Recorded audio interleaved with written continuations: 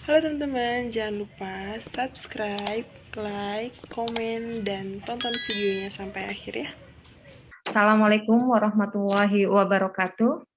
Puji syukur Alhamdulillah kita panjatkan kehadirat Allah Subhanahu wa Ta'ala ya, bahwasanya pada kesempatan ini kita semua yang bergabung pada webinar ini masih diberikan nikmat kesehatan, dan tak lupa pula kita berdoa, kita doakan pada saudara-saudara kita, rekan-rekan kita yang saat ini sedang sakit ya, apalagi situasi sekarang ini sangat melonjak kasus COVID-19-nya. Mudah-mudahan kita selalu terhindar dari COVID-19 ya, dengan cara tetap kita pertahankan, kita perketat ya prokesnya. Tema kita pada webinar ini hiperemesis gravidarum ya. Apa dan mengapa sesuai dengan tema. Perlu kita ketahui bersama bahwasannya keluhan mual dan muntah itu wajar, hal yang wajar dialami oleh ibu ya pada saat masa kehamilan, terutama dirasakan pada trimester pertama ya, awal-awal trimester ya. Ini hal yang memang sering dialami ya, 80% ibu hamil merasakan keluhan ini ya. Atau kita kenal dengan istilah morning sickness. Kenapa morning sickness? Karena lebih terasa ya keluhan gejala ini di pagi hari begitu. Ya, meskipun tidak hanya pagi hari, tapi lebih sering dirasakan meningkat itu di pagi hari begitu. Nah, kondisi yang bagaimana yang kita sebut dengan hiperemesis gravidarum, dari istilah katanya ya, hiper berarti lebih. Jadi hiperemesis gravidarum adalah mual muntah yang berlebih, ya, yang berlebih sampai itu mengganggu aktivitas sehari-hari ibu hamil. Ya, karena apa? Karena dengan mual muntah yang berlebih ini, keadaan umum menjadi buruk akibat dari ibu mengalami dehidrasi. Akibat dehidrasi, tentunya ini akan berdampak baik pada kondisi janin maupun terhadap kondisi ibunya sendiri. Ya, next. Selanjutnya, kita lihat ya kejadiannya, ini hampir seluruh dunia itu ibu hamil itu mengalami gejala ini ya. Di Amerika Serikat 0,5 sampai 2% dari seluruh kehamilan mengalami mual muntah. Di Indonesia sama ya, 1 sampai 3% dari seluruh kehamilan mengalami hal yang serupa. Nah, prevalensi pada multipara itu, pada primipara itu lebih tinggi dibanding dengan mohon maaf, mual muntah ya pada primigravida atau ibu yang baru pertama kali hamil itu lebih tinggi ya dibanding dengan multigravida ya. Nah, mual muntah ini dirasakan puncak-puncaknya itu pada minggu ke-11 sampai 13 usia kehamilan ya. Ini. Nah, nanti ya normalnya pada usia 12 sampai 14 ini akan mereda, gejala akan mereda ya. Namun 1 sampai 10% gejala berlanjut melampaui usia kehamilan 20 sampai 22 minggu. Ya. Mengapa hal demikian bisa dialami oleh ibu hamil? Ya, untuk penyebabnya ya belum diketahui secara pasti. Namun dari hasil beberapa studi literatur ya, ada beberapa faktor yang memang berpengaruh terhadap kejadian atau keluhan yang dialami ibu ya, atau faktor-faktor yang dapat menyebabkan hiperemesis gravidarum. Di antaranya ada faktor hormonal, psikologis, dan faktor organik. Untuk faktor hormonal sendiri, karena adanya peningkatan beberapa hormon ya pada saat masa kehamilan, di antaranya hormon HCG atau human chorionic gonadotropin, estrogen, dan progesteron. Hormon-hormon ini kadarnya meningkat ya pada saat masa kehamilan, di mana untuk hormon HCG ini ya, ini puncaknya itu meningkat di awal-awal kehamilan ya. Mengapa pada ibu hamil itu gejala terasa itu di trimester pertama ya, itu. Begitu juga dengan hormon estrogen progesteron. Di sini di mana adanya peningkatan hormon-hormon tersebut dapat menurunkan mobilitas lambung dan usus sehingga di sini akan menyebabkan mual dan muntah. Selanjutnya, selain faktor hormonal, ada juga faktor psikologis. Nah, faktor psikologis ini berdasarkan hasil beberapa studi ya, ini mempunyai hubungan atau korelasi ya, korelasi antara faktor psikologis dengan durasi atau parahnya gejala yang dialami oleh ibu hiperemesis ya. Psikologis yang bagaimana? Di antaranya adalah kecemasan, kemudian stres ya, stres yang dialami ibu ya saat hamil yang bisa disebabkan oleh beberapa hal. Contohnya karena ibu belum mampu beradaptasi dengan perubahan-perubahan yang terjadi selama kehamilan. Atau bisa jadi ibu belum menerima peran baru ya, peran baru sebagai seorang ibu, atau stres, memikirkan bagaimana dengan kondisi dan persalinannya nanti, ya. Hal-hal ini akan memperparah dan memperlama durasi mual dan muntah pada ibu. Selanjutnya adalah faktor organik, ya. Di sini untuk faktor organik diantaranya karena adanya masuknya Helicobacter pada peredaran maternal, ya. Kemudian adanya perubahan metabolik ya pada saat kehamilan dan menurunnya resistensi ibu serta alergi yang dialami oleh ibu. Ya, faktor-faktor tersebut mencetus ya terjadinya mual dan muntah. Next. Ya, ada juga faktor risiko di mana pada ibu yang dengan faktor risiko ini lebih mudah mengalami hiperemesis gravidarum. Di antaranya ibu dengan riwayat hamil dengan hiperemesis gravidarum. Beberapa studi ya menyebutkan pengalaman ibu yang hamil kedua, ketiga yang mengalami hiperemesis gravidarum mempunyai riwayat ketika hamil sebelumnya itu juga mengalami hiperemesis gravidarum. Namun tidak semuanya ibu seperti itu, ya. Selanjutnya adalah kehamilan ganda atau gemeli, ya, di mana pada kehamilan ganda atau gemeli ini kadar hormon HCG itu lebih meningkat, ya, lebih banyak. Kemudian obesitas, ya ini berdasarkan beberapa studi ini ditemukan ya ibu hiperemesis itu ada korelasi dengan berat badan. Kemudian primika divida ya atau baru pertama kali hamil. Ini sudah tentu ya. Beberapa studi menyebutkan pada primika divida itu prevalensinya itu lebih banyak ya, lebih tinggi mengalami mual dan muntah atau hiperemesis gravidarum. Karena ini kaitannya mungkin ya, kaitannya ini berdasarkan studi dan literatur pada primika divida itu ada beberapa faktor yang mengakibatkan ibu cenderung mengalami hiperemesis, yaitu diantaranya berhubungan dengan faktor psikologis ibu ya.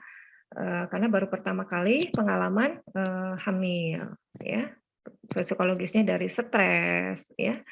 Kemudian penyakit trofoblastik ya, penyakit trofoblastik di sini contohnya adalah mola hidatidosa di mana pada kasus mola itu hormon HCG itu produksinya meningkat ya.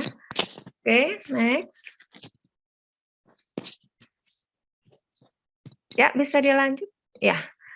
Oke, selanjutnya adalah apa sih tanda dan gejala ibu hamil mengalami hiperemesis gravidarum? Di sini kita klasifikasikan berdasarkan literatur bisa diklasifikasikan menjadi 3 tingkatan atau 3 derajat. Ya, ada tingkat yang pertama yaitu ditandai dengan ibu mengalami muntah terus-menerus. Ya, kemudian kondisi ibu menjadi lemah karena tidak ada asupan energi, karena tidak ada asupan makanan. Kemudian nafsu makan tidak ada, berat badan menurun tentu saja ya karena tidak ada nutrisi, tidak ada yang diserap ya, tidak ada sumber energi, berat badan menurun. Kemudian nyeri epigastrium, nadi meningkat sekitar 10 kali per menit, tekanan darah sistolik menurun, lidah mengering, mata cekung. Itu untuk derajat pertama atau tingkat yang pertama. Selanjutnya untuk tingkat yang kedua, ya, ditandai dengan ini gejalanya lebih berat dibanding tingkat yang pertama. Di mana semua apa yang dimakan, yang diminum itu dimuntahkan kembali oleh ibu. Ya, bayangkan kalau tidak ada asupan makanan, apa yang akan terjadi pada ibu, ya. Ibu mengalami dehidrasi ya, kalau sudah dehidrasi ya ditandai dengan haus hebat, turgor kulit menurun ya. Kemudian ibu terkadang mengalami demam ya, naik turun ya, subfebris, mata sedikit ilterik, mata cekung, kemudian nadi cepat ya, lebih dari 100 sampai 140 kali per menit, tekanan darah sistolik menurun ya, kurang dari 80 mm Hg, ibu mengalami apatis, kulit pucat, lidah kotor. Nah, ini ditemukan bilirubin dalam urin, kemudian oliguri dan berat badan ibu menurun. Ini tingkat yang hiperemesis tingkat 2. Nah, untuk tingkat yang ketiga, ini lebih buruk dari tingkat yang kedua, ya.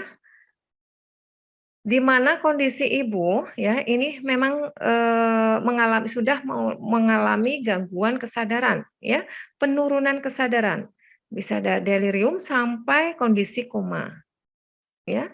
Sehingga karena sudah mulai terjadi penurunan kesadaran, muntah berhenti, suhu meningkat, tekanan darah menurun, terjadi histerik, sianosis dan gejala yang lain ya, yaitu nistagmus.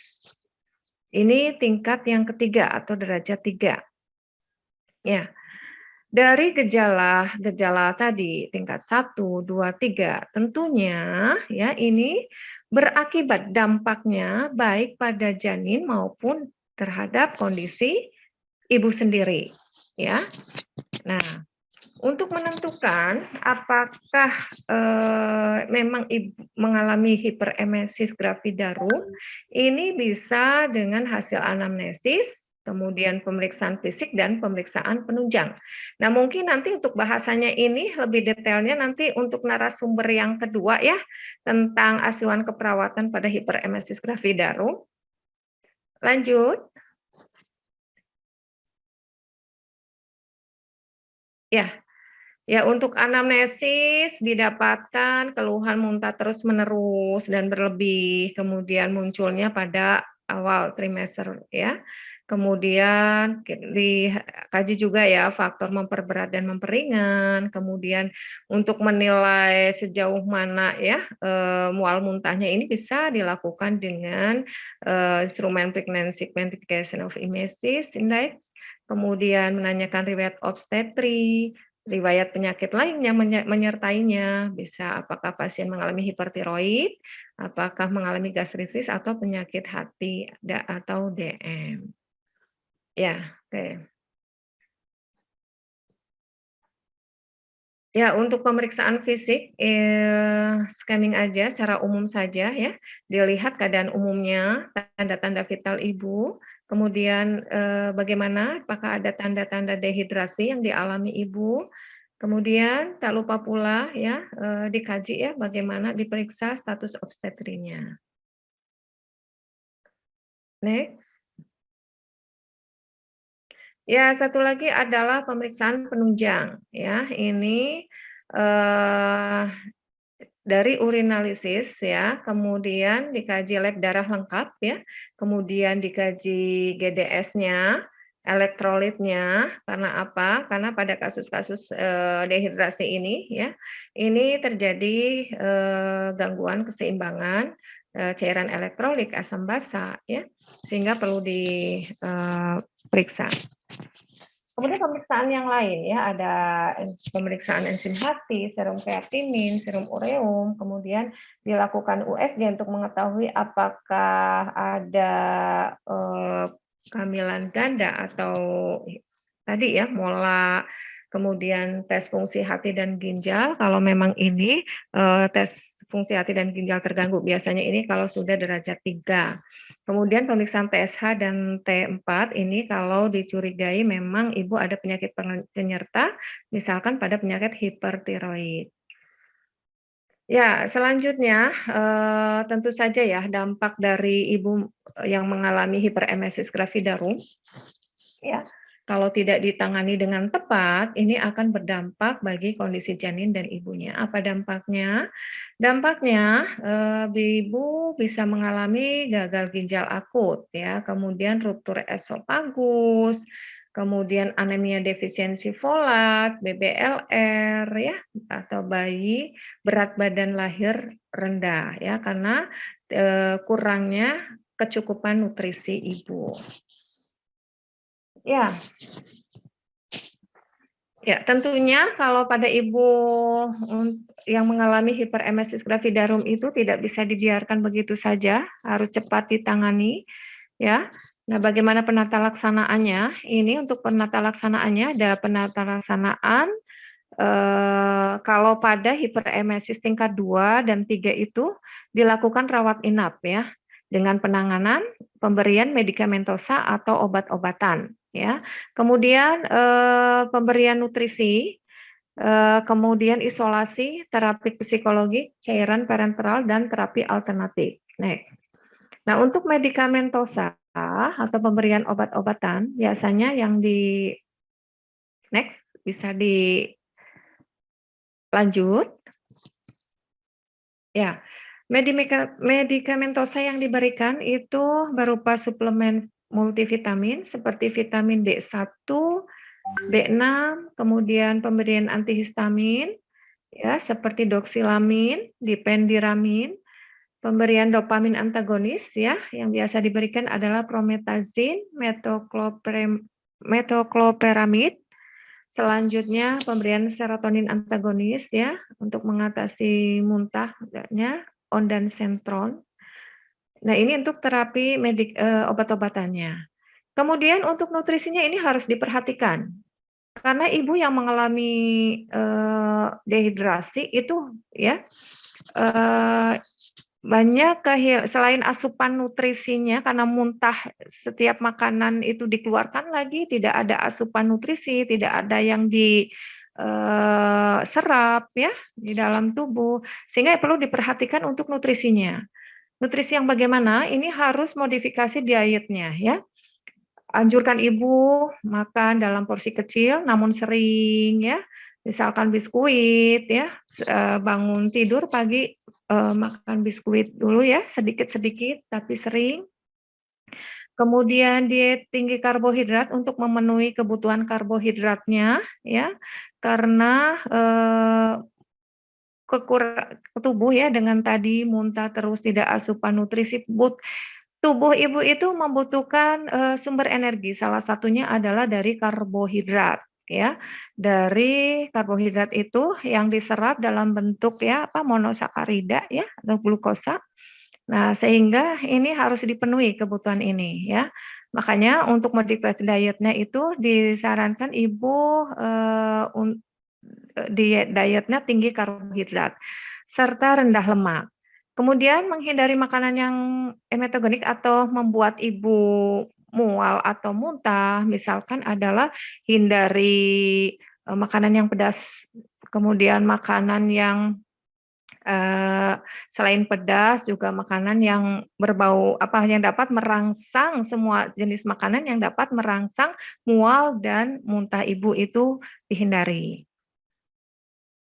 Selanjutnya, isolasi. Maksud isolasi di sini adalah ciptakan atau berikan lingkungan yang tenang, yang nyaman, ya, jauh dari kegaduhan, kemudian pencahayaan yang cukup, kemudian lingkungan ibu dengan sirkulasi yang dibutuhkan ibu adalah dengan sirkulasi udara yang baik, ya. Ini sangat dibutuhkan untuk ibu yang mengalami hiperemesis gravidarum. Selanjutnya pemberian cairan parenteral ya, karena tadi ya ibu mengalami dehidrasi, ini harus akibat dari dehidrasi ya tadi ketidakseimbangan cairan elektrolit, asam basa, maka dari itu ini pentingnya rehidrasi ya. Nah, kecukupan elektrolit, karbohidrat dan protein ya, biasanya pemberian glukosa atau dextrose 5% dalam cairan garam fisiologis ya, 2 sampai 3 liter sehari. Selanjutnya Ya, ini terapi alternatif ya. Ini nanti kaitannya bahasanya cukup menarik ini di narasumber yang ketiga ya. Terapi alternatif ini ibu bisa diberikan apa ya, minuman ya, yang mengandung jahe ya, makanan atau minuman yang mengandung jahe ya. Nah ini, nah nanti mungkin lebih detailnya ini akan dibahas ya, disampaikan oleh narasumber yang ketiga. Selanjutnya prognosis pada umumnya ya, ketika ibu mendapat penanganan yang cepat dan tepat serta penanganan yang baik, ini kondisi akan membaik itu pada trimester pertama pada usia kehamilan 20 minggu ya, itu sudah membaik gitu. Kemudian di sini angka mortalitas rendah ya. Itu ya untuk prognosisnya. Ya. Ya, demikian ya, karena Ibu diberi waktu 25 menit ya, Neng, ini kelebihan.